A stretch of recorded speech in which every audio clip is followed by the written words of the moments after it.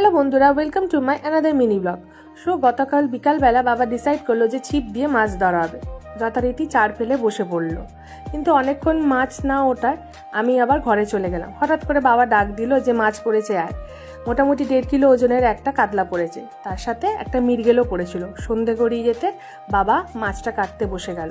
এই যে এখন আঁশ ছাড়িয়ে নিচ্ছে সুন্দরভাবে চামচ দিয়ে, এরপর সুন্দর করে পিস পিস করে নিচ্ছে।